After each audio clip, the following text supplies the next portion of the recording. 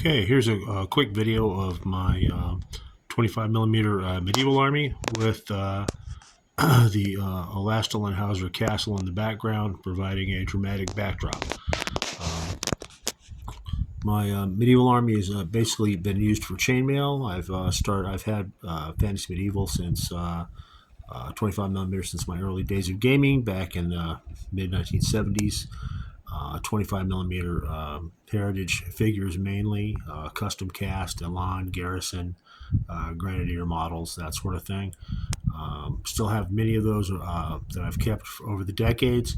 I've added to them as well with Old Glory figures mainly. And I've also had some heritage recasts courtesy of Michael Thomas at Classic Miniatures, who's kept a lot of the old lines in production as he can. Works It's sort of a hobby for him, not a full-time job, but he casts as he can when he can, and I've picked up some old style, old cast minis from him over the years. But without further ado, basically I've got them rebased. I had them on individual bases. Again, that's kind of clunky if you want to fight mass battles, chainmail. You can have large numbers of troops on the field, and you can fight a smaller skirmish game, but what's the point? Casualties are pretty heavy and they come pretty fast, and the game will be over pretty quickly. So more the merrier. The larger the field of battle, with more troops, the more fun it is. And so my gaming group and I have been playing chainmail for decades, but I've been looking to play maybe a different game system. I'm thinking about we play War Master 2. We enjoy War Master 10 millimeters, so we're thinking about playing War Master 25 millimeter. So I set up start doing some rebasing. You can see my bases here are not grassed or flocked, and they don't have a lot of foliage on them. So I'm in the process of rebasing all of my 25 millimeter fantasy medieval minis.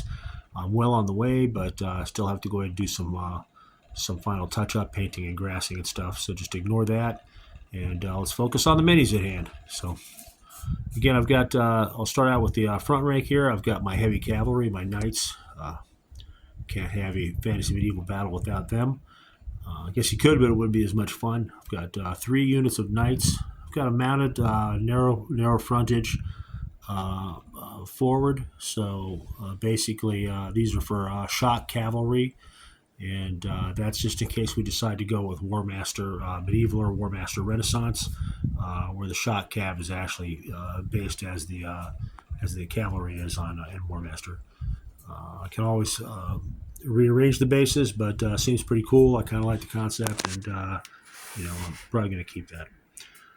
The second rank, we've got, and again, these are old heritage castings, mainly with some Old Glories mixed in. The Old Glories mixed in pretty well with them. The Knight in Yellow, I believe, is a Garrison model from back in the day. No, that's one of the Old Glories. See, there you go. They do blend in well. And we got another group of knights over here. So 3 groups of heavy cavalry. Next, we come up to the missile troops. I've got a couple of units of archers, 3 stands each, providing missile fire. And I've got a stand of arquebusiers attached to this last group of archers. Handgunners, actually, not arquebuses. The next line, we've got the infantry. Well, I've also got a unit of sergeants here. I've got a couple of units of mounted sergeants on the flanks of the main force. And then you can see we have blocks of infantry, more missile troops. We've got some heavy foot. They can be either heavy foot or armored foot. Again, it's a combination of older and newer castings. It's kind of mixed them in. I like that irregular appearance for them. Here's a block of armored infantry. It could be household troops, house carls, heavy infantry, things of that nature. Another block, much the same. Another block of heavy infantry, kind of mixed melee weapons. You have another unit of mounted sergeants. And over here I have a small army of medieval Polish troops. So I've got a unit of Polish knights. the commander in the front, and a unit of Polish Knight cavalry. Behind them, I have a couple of units of Polish armored infantry. They're pretty cool. I like them. I like the Poles. Started painting a Polish Renaissance army, not for nothing, but have just started on that this week. Enjoying that, and it's pretty cool. But yeah, I'm planning on expanding this army as well. I've also got some other units and armies that I can use to add to this. Here's the man of the hour, the Elastolin Hausser Castle. Had that since I was a kid. I freaking love this thing. The drawbridge rolls up. It's a kind of neat special effect, and that's participated in a lot of games in this game room. So that is the story.